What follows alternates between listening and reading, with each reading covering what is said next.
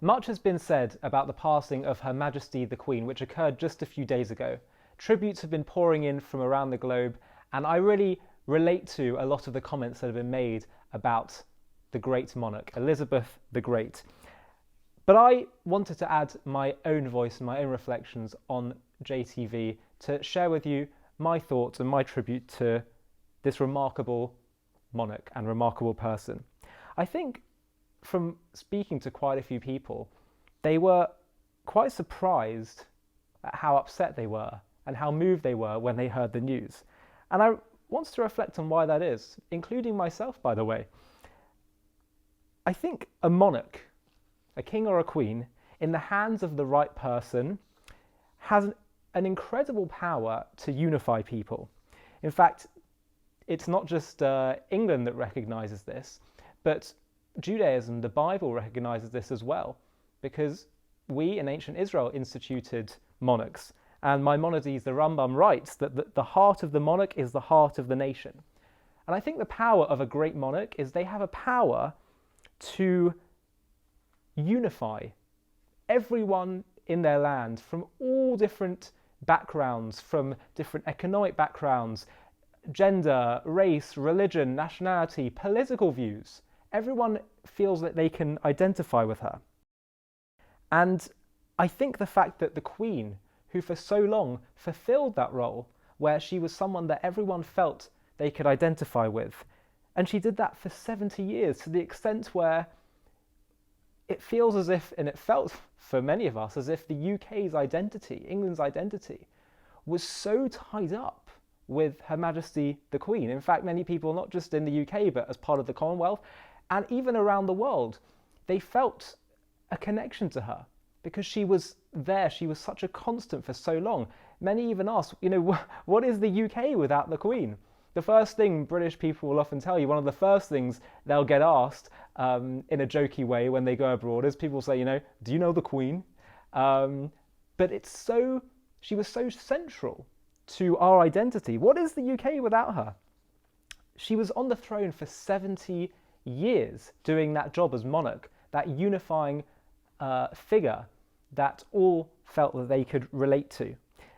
She would say to prime ministers when they first came in for their initial meeting with her in the job, she would say, "Welcome, Prime Minister. My first Prime Minister was Winston Churchill," which is just the most incredible thing. And she presumably would have said that just a few days ago when she appointed her last Prime Minister, Liz Truss. And I was actually incredibly moved just a few months ago when, to celebrate her Platinum Jubilee, 70 years on the throne, she appeared on the Buckingham Palace balcony alongside her son, Charles, grandson, William, and great-grandson, George. There she was with 4 generations of members of the royal family, the heirs to the throne. And it just showed just how much of a rock and a constant and a unifying figure to the nation that she has been for so many decades. She really had a touch of greatness to her, and her identity became so wrapped up in Britain's identity, which is what a great monarch can do. To the extent that I heard a commentator say that when she died, many people felt as if a little piece of them died with her too. And I think that actually does have some truth to it, because she was such a constant presence, a constant figure that everyone across the country could identify with. And she was always there, frankly, for most people who are alive today, for the entirety of their lives. She was their queen. But while the monarchy has an incredible power to give people the chance to identify with, to relate to something fundamental about the nation to which they exist, that doesn't divide, that isn't political in the sense that it's about partisan political views, but rather just a head of state that everyone can connect to, it's not just about the power of the monarchy, but it's also about the individual that sits on that throne, that occupies the throne. Because there's something about Her Majesty the Queen Elizabeth herself, the individual person, that I think bears reflecting on. Some of us might think that being a monarch is a great life. It's a good life. And you know what? In some ways, it might be a more comfortable life than a lot of other people's lives. But on the other hand, it's actually an incredibly restrictive life, because you can't choose what to do. day to day. You can't just go out and decide, I want to go travel here or do this today, because you are a constant public persona. You can't do whatever you want to do, and you always have to be on best behavior when you're in public. You're not given choice in the kind of jobs you want to do and the things you want to pursue in life. It's all chosen for you. You can't offer your opinions. I had a friend of mine that said to me once when I was saying this, and I felt, I certainly wouldn't want to be monarch. It's such a restrictive role. They jokingly replied saying, I could get used to it. But the truth is, I don't think many of us would want this job, because you can't let your hair down in the same way. You can't go wherever you want. As I say, you can't offer opinions on all kinds of political matters. You can't be partisan. And the Queen was forced into this role at the age of, I think it was in her early 20s, where she became Queen.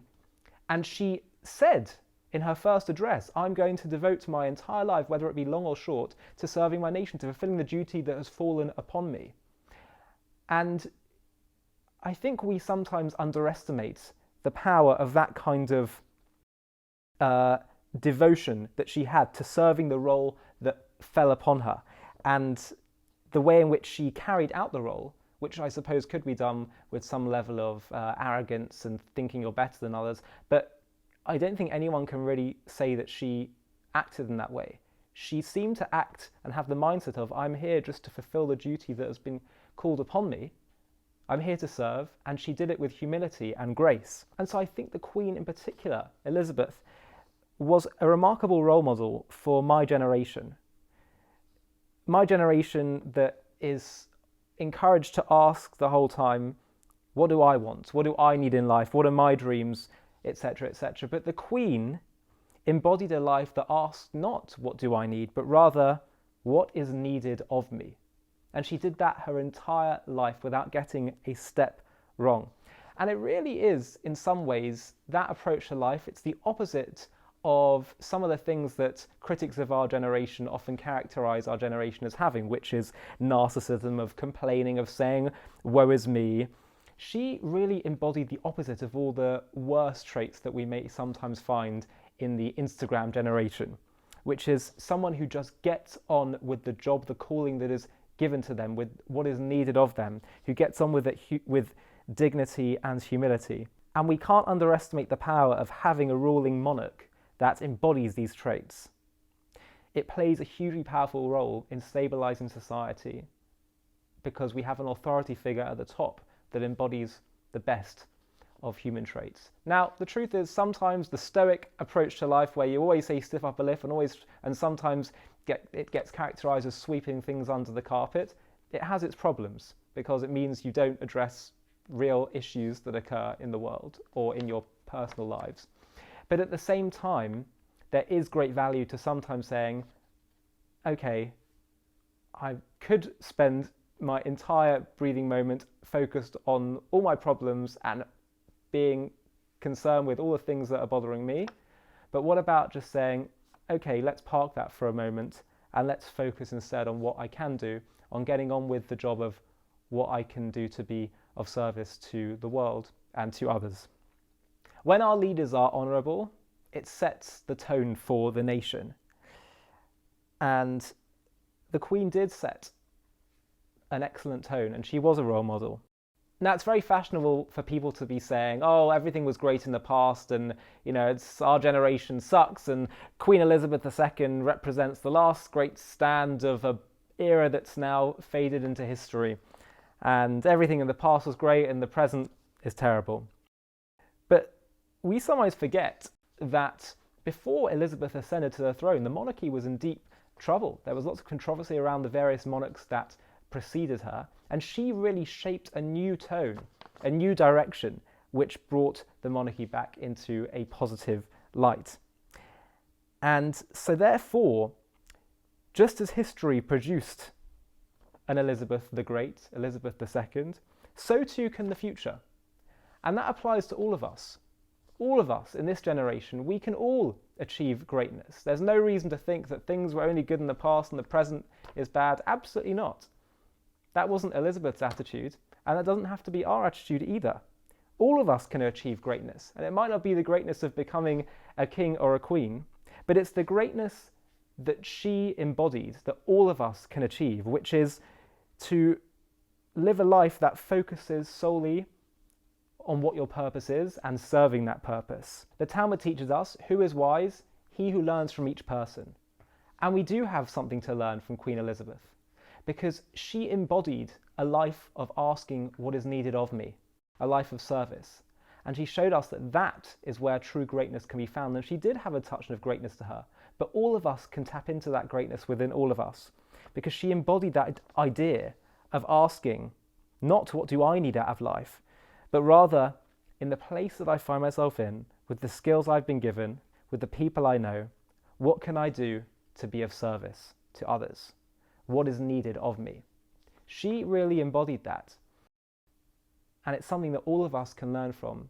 And by taking it into our own lives, we can all achieve a touch of greatness, maybe even a touch of royalty. Your Majesty the Queen, thank you for your service. Thank you for the example that you set to me, to this nation, and to the world. I'm Ollie Annisfeld, and you're watching JTV.